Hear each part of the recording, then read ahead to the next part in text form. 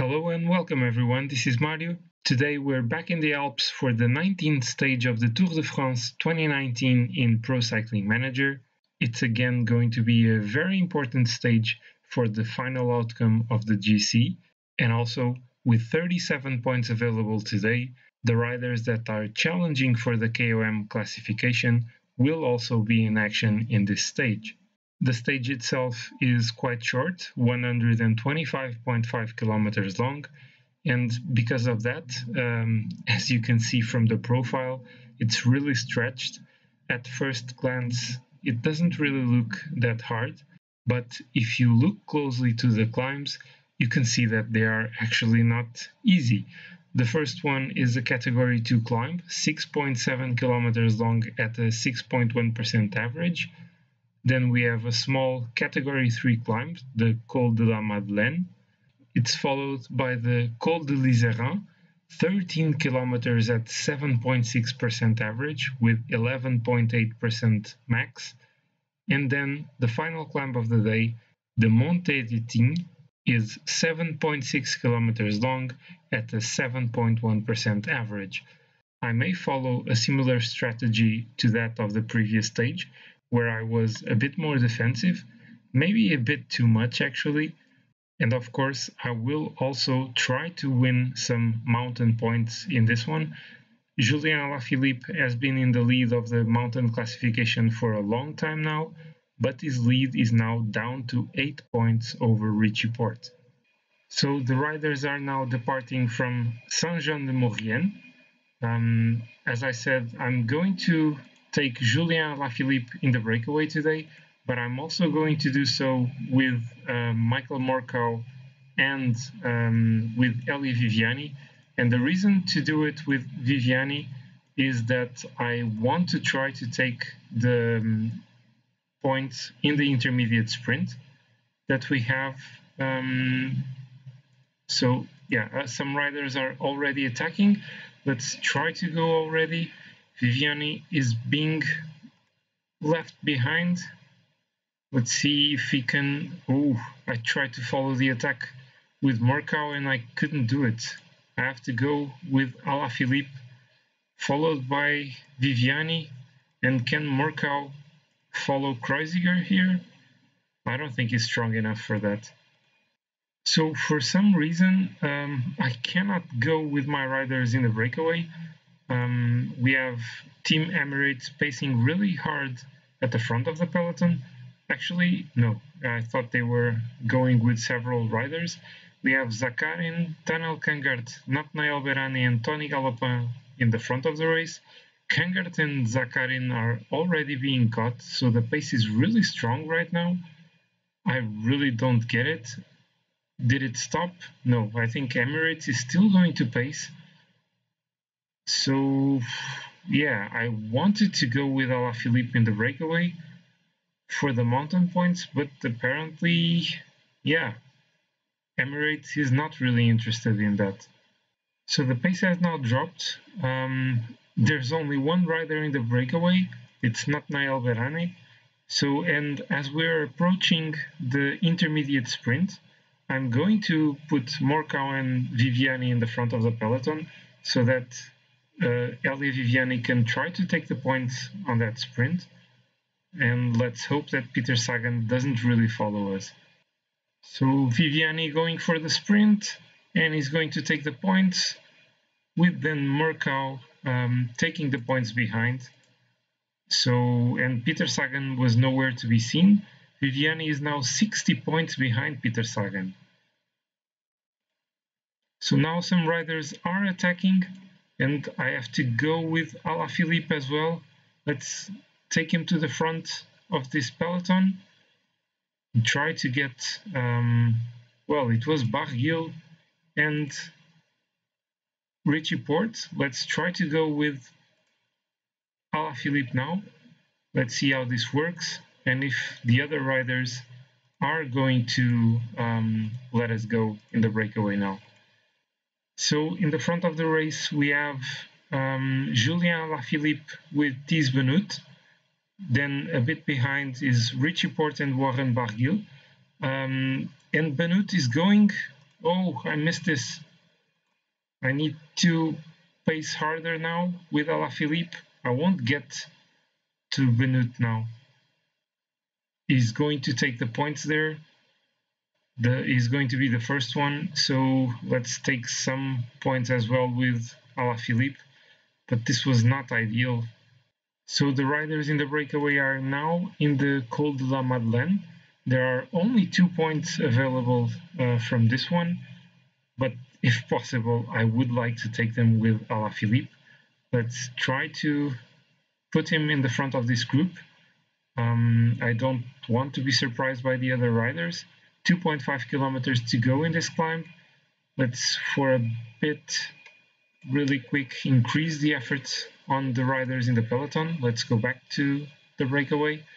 And 2 kilometers to go still. Let's increase the pace a bit more. Let's try not to be surprised by any attacks. 1.5 kilometers, and Barguil is going now. Let's try to follow that attack. And 1 kilometer. Let's see, let's go now with Alaphilippe. Let's try to take these 2 points. Can he take them? And he's going to be the first one. And Tignes was the second, which is really good because he's the rider with the worst position from these 4. So now Alaphilippe is leading by 12 points over Richie Porte. And the breakaway riders are now starting the ascension to the Col de l'Iseran. 13 kilometers, 7.6% average, and the altitude at the top of the climb is 2,775 meters. So it's really impressive. It's really a terrain where only the pure climbers feel comfortable. So let's see how Alaphilippe is going to deal with this one. And so the pace in the peloton increased quite a lot in the Col de l'Iseran, and I'm already down to Enric Mas and Kasper Asgreen only. And well, this is not going to be easy at all. I'm trying to keep Mas in the front of the peloton so that it's easier for him to follow the pace. But there are still many kilometers to go in this one. Let's go back to the front of the race, to the breakaway, where Alaphilippe is still looking quite good, I would say. 2.5 kilometers from the top of the Liseran, and Tignes is going. Let's follow Barguil now. Let's see what we can do here. Can Alaphilippe be strong enough to take some points here? Oh, this is depleting his energy really fast. But the others are apparently also out of energy. So let's try to maintain Alaphilippe here. He's going to take some points, of course. But can he do better than the others? 900 meters to go now. Let's try to increase the pace a bit. I cannot follow. But yeah, let's try to do this. Oh, Porte and Benoit are also out of energy. Can Alaphilippe be the first one? I think he's going to be the first one here. Oh, wow. I was not expecting this. Alaphilippe was the strongest in the Col de l'Iseran. Let's go back to the peloton, increase the pace, the effort with Enric Mas. He's dropping a bit in this group. 58 men left in the peloton. And so we are now going downhill from the top of the Col de l'Iseran. Warren Barguil managed to get back to the front of the race. So we have 4 men in the breakaway group again. They still have 4.5 minutes lead over the peloton. So I don't know, maybe they will have a chance to challenge for the win today. And we have an attack in the breakaway. Tignes is trying to go alone. There are still 17 kilometers to go in the stage. Richie Porte is pacing to try to bridge back to Tignes. Let's try to let the others do some work. Oh, come on. Alaphilippe is not refusing to cooperate. I'm relaying for almost all the stage. And we have Romain Bardet attacking. Should I try and attack as well? I'll stay put for a bit now. Bardet is attacking. Apparently Valverde and Kruijswijk are also attacking, but they are behind. Let's try to follow. No. I shouldn't do this. Let's keep Kasper Asgreen protecting Enric Mas. It's better to pace now for as long as I can keep Asgreen with Enric Mas. Let's decrease the pace a bit. Romain Bardet is a bit further ahead. And in the breakaway, we are catching up to Thies Benoot. 4 kilometers to go in the climb. Vincenzo Nibali apparently attacking, but I don't really see it happening. We managed to get away with Enric Mas. We are with Jakob Fuglsang, Pinot, and Rigobert Urán. Let's go back to the front again. We are almost catching up the riders in the front. Let's use the energy gel with Alaphilippe now. And again, attacks by Jakob Fuglsang. I should try and attack as well with Enric Mas. Let's try this. Let's see what we can do here. No, the attack wasn't really successful. The other riders are also trying something. Let's follow here on the wheel of Barguil with Alaphilippe. Too many things happening at the same time. Am I going to lose some time here? Oh, come on, Alaphilippe, you can do this. You can take this stage. Or maybe not the stage, but you take the Monte de Tignes. Let's try to save some energy now. And Enric Mas is done. Oh no. I pushed too hard with him. But I'm still following with Valverde. Let's try to sprint for the win now. And who is going to take the stage win? It's Geraint Thomas ahead of Fuglsang. And Alaphilippe is 5th. Enric Mas was 6th in the stage. I think it will take some time on some of the other contenders for the GC again. Let's wait for the end results to see how successful we were. This was a bit confusing near the end. I was going back and forwards constantly, but I had to focus on Alaphilippe and Mas at the same time.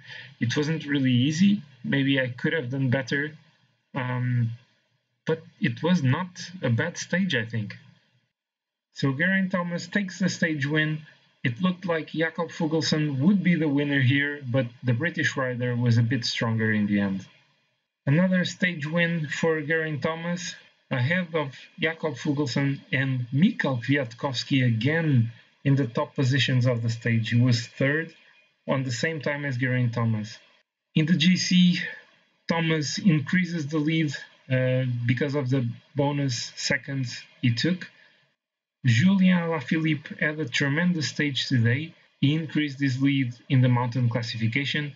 In the points classification, Elie Viviani also did really good. He took a lot of points in the intermediate sprint. In the young rider classification, Enric Mas managed to get closer to Egan Bernal in today's stage, so it's still an open option for the Spanish rider.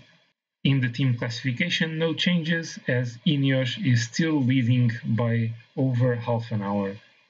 So this was not a bad stage at all. Alaphilippe finished in 5th in the stage, Enric Mas was 6th. Maybe with a bit better strategy, I could have taken the stage win with Julien Alaphilippe, but I think it was his best performance so far in the mountain stage. He was really strong. He took most of the points he could in the KOMs today. So he defended his polka dot jersey quite successfully and now has 30 points over Richie Porte. And with only 35 points available until the end of the Tour de France, Julien Alaphilippe only needs to be 3rd in the first climb of the next stage to wrap up this classification. So of course the most important thing today was that Enric Mas managed again to gain time on most of the GC contenders, and now in the GC Enric Mas managed to go up one place. He is now in 9th ahead of Rigobert Urán and just a bit over half a minute behind Steven Kruijswijk and Vincenzo Nibali. so at least 7th is quite achievable. So looking at the next stage, it's again going to be a really mountainous stage, and again a short one, 131.9 kilometers long, and we have three really important climbs.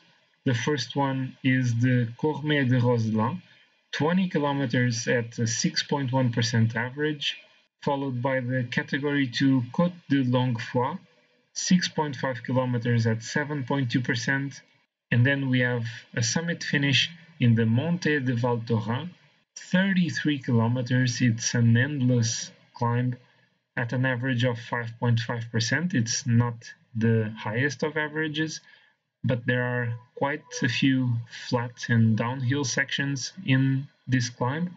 So yeah, it's really long. It's not going to be easy to take this one.